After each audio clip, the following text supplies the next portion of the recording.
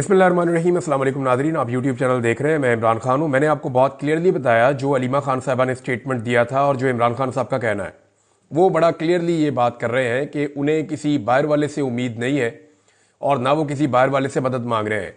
हाँ, ये ज़रूर है कि पूरी पाकिस्तान तहरीक इंसाफ या ओवरसीज़ पाकिस्तानी ये चाहते हैं कि अमरीका, बरतानिया, मगरबी ममालिक, मशरकी ममालिक, जहाँ जहाँ पे भी उनकी आवाज़ जा सकती है, वो पाकिस्तान में होने वाली इंसानी हकूक़ की खिलाफ वर्जियों को उजागर करें, पाकिस्तान की हुकूमत के ऊपर दबाव डालें कि वो इंसानी हकूक़ की खिलाफ वर्जियाँ बंद करे, आज़ादी इज़हार राय दे, लोगों को उनका जमहूरी हक दे और मैंडेट का एहतराम किया जाए। जिन लोगों के साथ नाइंसाफ़ियाँ और जुल्म हो रहा है वो जुल्म रोका जाए और उनको इंसाफ फराम किया जाए। लेकिन इमरान खान साहब का इन्हिसार अपने लोगों पर है, उनका इन्हिसार पाकिस्तानियों के ऊपर है। देखिए, वोट तो पाकिस्तानियों ने डालना है, पाकिस्तान में इन्वेस्टमेंट भी पाकिस्तानियों ने करनी है और पाकिस्तान को दोबारा से उठाना भी पाकिस्तानियों ने। तो बाहर वालों ने तो सिर्फ अपना मफाद देखना है। अमेरिका ने पूरी कोशिश करके देख ली इमरान खान साहब को दबाने की। हम सब जानते हैं, ये कोई छुपी हुई बात नहीं है कि किस तरीके से एक साइफर आया और उसके अंदर हकायक मौजूद थे कि इमरान खान साहब की हुकूमत गिराने का बंदोबस्त किया गया था कि अगर इमरान खान की हुकूमत गिरा दी तो ठीक है, फिर आपको माफ़ कर देंगे।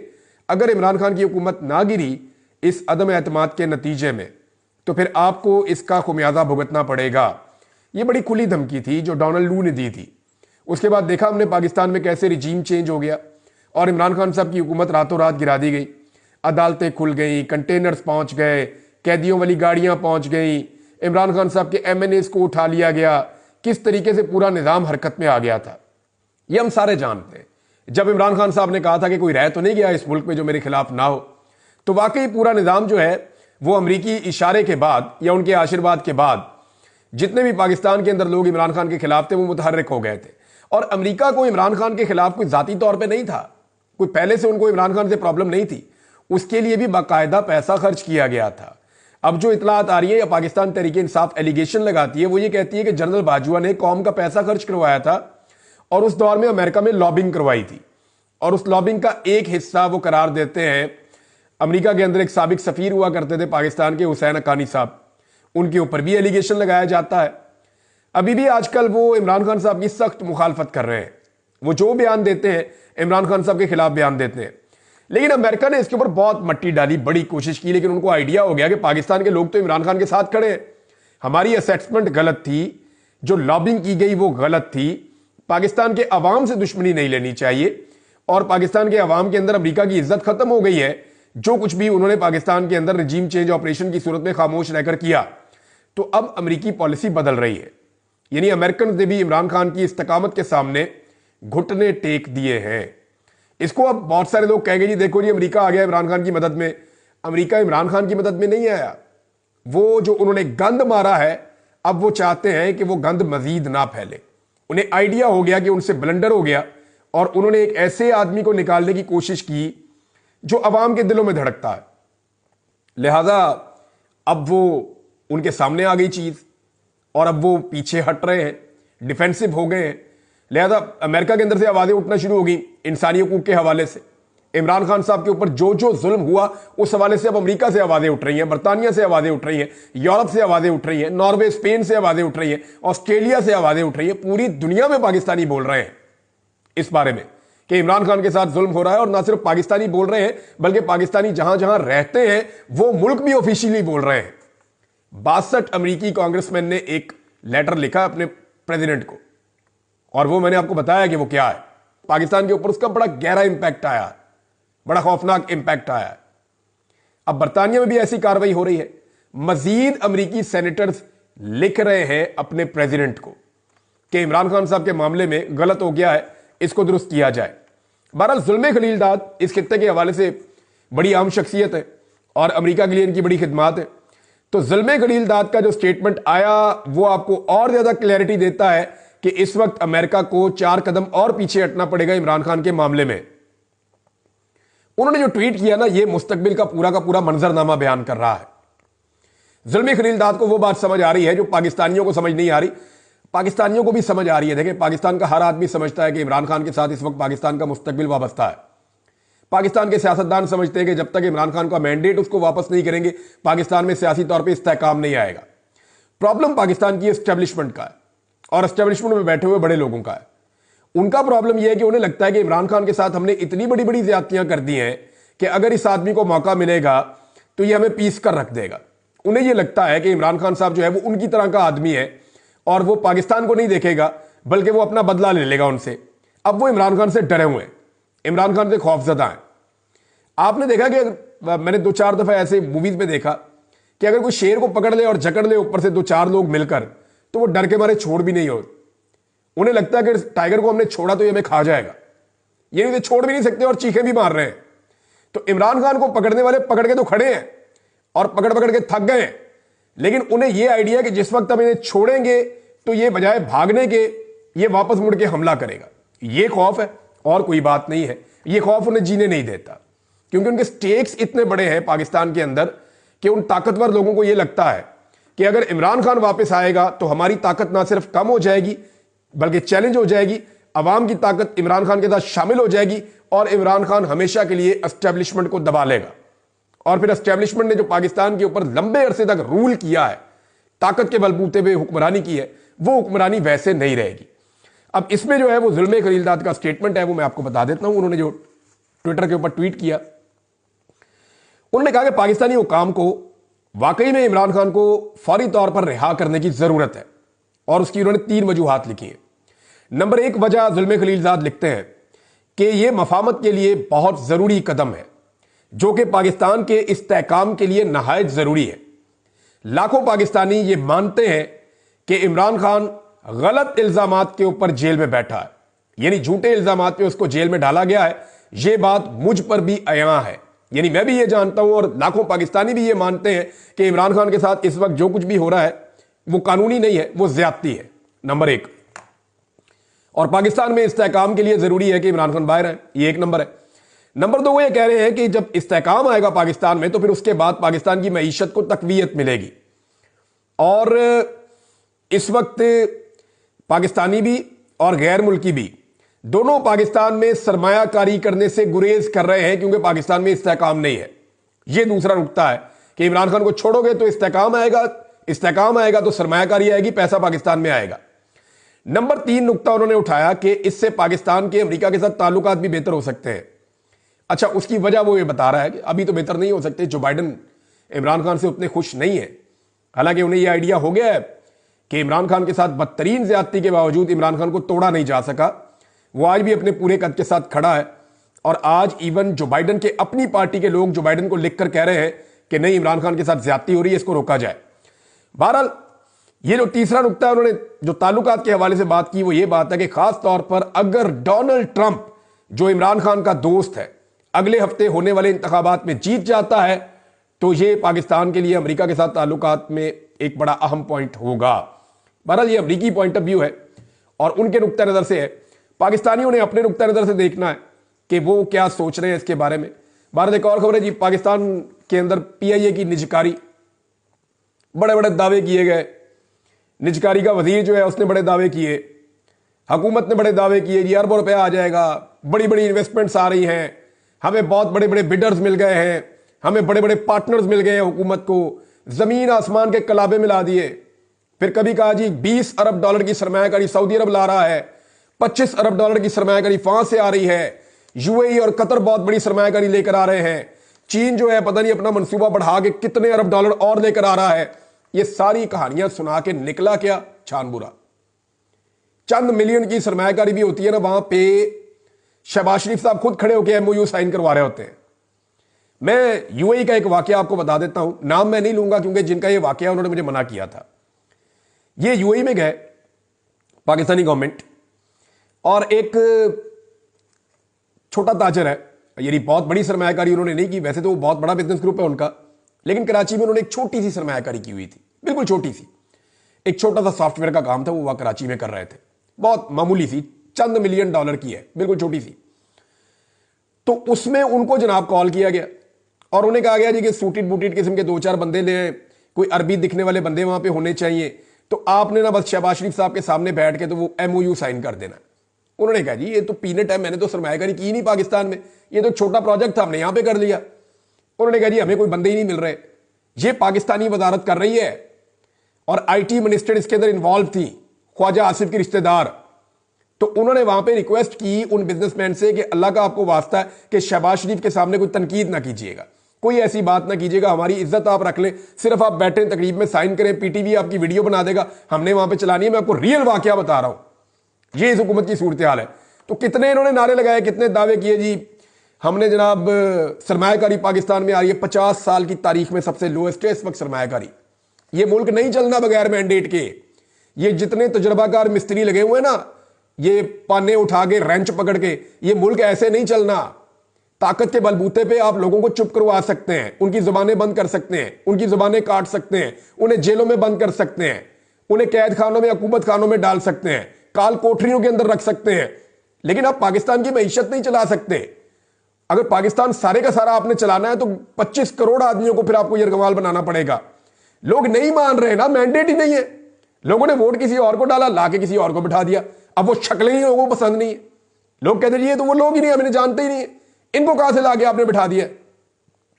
बहरहाल पीआईए की निजकारी की जनाब बड़ी कोशिश की गई, उसके अंदर 6 बिडर्स को फाइनल किया गया कि 6 कंपनियां जी ये पीआईए को खरीदेंगी। 1-2 कंपनियां अपनी भी वाकफ बीच में डाल दी। वो पता लगा जी कि कल शाम को बिडिंग थी 5 बजे, पाकिस्तान टेलीविजन लाइव दिखा रहा है, निजी टीवी चैनल्स को रोक दिया गया, तो सिर्फ 1 कंपनी आई, और वो भी कंपनी ऐसी जिसको हुकूमत ने फेस सेविंग के लिए रखा हुआ था कि यार 2-4 कंपनियां अच्छा नहीं लगता, 2 कंपनियां अपनी डाल देते हैं। तो उनमें 1 कंपनी जो है वो 1 कंपनी आई, वो पाकिस्तानी है, मैं उन्हें जानता हूं अच्छी तरह। तो उनको मजबूर किया गया, वो पहुंच गए। तो उन्होंने जनाब पीआईए की कम से कम कीमत जो हुकूमत ने रखी हुई थी 85 अरब रुपए रखी हुई थी, उन्होंने 10 अरब डॉलर्स की कीमत लगाई। और 10 अरब डॉलर में भी उन्होंने किसी को वहां कहा, पता नहीं मजाक में कहा ये क्या बात हुई, कि जनाब हमारी सोसाइटी के जो प्लाट है ना, उन प्लाटों में एडजस्ट करवा दें ये कीमत भी। क्या ये हो सकता है? अब ये वहां पे रिपोर्ट हुई है चीज। मामला ये है कि 10 अरब डॉलर पीआईए के मिल रहे हैं, यानी ओने पोने भी कोई खरीदने को तैयार नहीं है। वो जो 5 कंपनियां नहीं आई ना, उनसे जब राब्ता किया गया तो उनमें से 3 ने कहा हुकूमत पे एतबार ही नहीं है, इस हुकूमत पे, इस निजाम पे हमें भरोसा ही नहीं है, कोई पैसा खर्च करने को तैयार नहीं है। यही बात जुल्म खरीदार समझा रहा है, लेकिन पाकिस्तानियों को तो समझ आ रही है। पाकिस्तान के जो कर्ता धर्ता बने हुए हैं या पाकिस्तानी एस्टेब्लिशमेंट है, उनको यह बात समझ नहीं आ रही। इससे पहले देर हो जाए, भाई समझ लो ये बात, फॉर गॉड सेक। ये मुल्क इधर ही रहना है, आपके बच्चों ने भी इस मुल्क में रहना है, यहीं पे हमने पलना है, बढ़ना है, हमारा मुस्तकबिल इस मुल्क के साथ वाबस्ता है। नौकरियां तो खत्म हो जाएंगी एक दिन, जिंदगियां भी खत्म हो जाएंगी एक दिन, तो मुल्क के साथ कुछ अच्छा ही करके जाएं ताकि लोग आपको अच्छे अल्फाज में याद रखें। अब इस वक्त अवाम के साथ फड्डा डाला हुआ है कि नहीं जी हम जिसको बनाएंगे वही रहेगा। तो पीआईए का जनाब 10 अरब रुपए पीआईए का दिया जा रहा था। क्या कोई नई एयरलाइन अगर बनाए तो 10 अरब में बनती है यार? 10 अरब के अंदर तो एक न्यूज चैनल नहीं बनता। तो इतनी बड़ी पाकिस्तान एयरलाइन, वो 10 अरब रुपए उसकी बोली लगी है, और ये दावे कर रहे थे बहुत बड़े बड़े। फिटे मुंह वैसे इनके दावों के ऊपर हद हो गई है। इन्होंने क्या हाल कर दिया पाकिस्तान के इदारों का, और ट्रस्ट का ये लेवल है कि हुकूमत को पैसे देने के लिए कोई तैयार नहीं, कोई इस हुकूमत के साथ काम करने के लिए तैयार नहीं है। ये ट्रस्ट का एक बहुत बड़ा डेफिसिट है। पेट्रोल की कीमतें हुकूमत ने एक बार फिर बढ़ा दी हैं। जब ये कम करते हैं तो खबरें बड़ी शौक से चलाते हैं, जब ज्यादा करते हैं तो खामोशी से बढ़ा देते हैं। अब इस वक्त भी जो पेट्रोल है ना, मैं सिर्फ आपको ये इसलिए बता रहा हूं कि मुझे पता है कि हुकूमत की मजबूरियां हैं, यहीं से उन्होंने पैसे इकट्ठे करने हैं, और तो पैसे मिल नहीं रहे। पाकिस्तान में कारोबारी कोई नहीं हो रहा, पाकिस्तान के अंदर कारोबारी कोई नहीं हो रहा। जहां एक दिन में डीएचए की सैकड़ों फाइलें ट्रांसफर होती थी, वहां दोपहर तक 1 या 2 होती हैं। ये सिर्फ डीएचए नहीं है, बाकी सोसाइटियों का भी यही हाल है, काम ही नहीं हो रहा। हमारे एक दोस्त है कर्नल साहब, उन्होंने बताया जी हम हाथ पे हाथ रख के बैठे हुए हैं, अब काम ही बंद हो गया, लोग काम कर ही नहीं रहे। लोगों ने जिद पकड़ ली है कि जनाब हमने पैसा निकालना ही नहीं है। जब पैसा निकलेगा, सर्कुलेट होगा, तो उसी में से टैक्स जनरेट होगा ना, उसी के अंदर से आपको टैक्सेस मिलेंगे और चीजें मिलेंगी, पैसा मिलेगा। लोग खरीदो फरोख्त कर नहीं रहे, हालात यहां पे पहुंच गए हैं। अच्छा, अब मैं आपको यह बताता हूं कि पेट्रोल की कीमतों में दोबारा इजाफा किया, कोई ₹1.35 पेट्रोल और ₹3.85 डीजल की कीमत बढ़ा दी है। यह खबर मैं आपको इसलिए दे रहा हूं कि आलमी मंडी में इस वक्त जो पेट्रोलियम मसनूआत की कीमतें हैं वो $67 फी बैरल पे है, $67 फी बैरल पे। इमरान खान साहब के दौर में ये $125 फी बैरल के आसपास पहुंच गई थी कीमत। यानी इमरान खान के दौर में आलमी मंडी में तेल इससे दुगनी कीमत का था, और इमरान खान जो है वो उस वक्त भी ₹150 का पेट्रोल और डीजल इसके अंदर अंदर दे रहे थे। यानी इमरान खान साहब $125 फी बैरल खरीद के ₹150 फी लीटर के अंदर अंदर डीजल और पेट्रोल दे रहे थे। अब यहां पे आप देखेंगे 2.5 साल के अंदर इन साइंसदानों ने, जिन्होंने ₹70 लीटर पेट्रोल देना था, वो ₹60 तो ले भी ले रहे हैं पेट्रोल के ऊपर सिर्फ। यानी जब $125 या $115 आलमी मार्केट में फी बैरल कीमत होती थी ना, तो ये कहते थे हम ₹70 का बेच के मुनाफा कमाएंगे। और अब जब $67 फी बैरल है, तो ये कितने का बेच रहे हैं जनाब? इस वक्त भी जो कीमत है वो पाकिस्तान के अंदर ₹248 पेट्रोल और ₹255 डीजल की कीमत है। यानी इमरान खान के दौर से ₹100 महंगा बेच रहे हैं और उससे आधी कीमत में खरीद रहे हैं। यह फर्क है, सिर्फ मैंने आपको बताना था ताकि रिकॉर्ड के ऊपर आपके पास यह चीज रहे। अडयाला जेल में इमरान खान साहब के हवाले से नई खबरें आ रही हैं, दोबारा से सख्ती करने की कोशिश की जा रही है और इस पे 2 स्टेटमेंट्स आए हैं। मैं आपको 2 स्टेटमेंट पढ़ के सुना देता हूं। एक तो सलमान अकरम राजा साहब के 2 स्टेटमेंट्स हैं, वो बहुत जरूरी हैं, और उनके अलावा एक स्टेटमेंट है उमर अयूब साहब का। उमर अयूब साहब ने जो स्टेटमेंट दिया, उन्होंने कहा कि अडयाला जेल में इमरान खान से मुलाकात की इजाजत नहीं दी गई।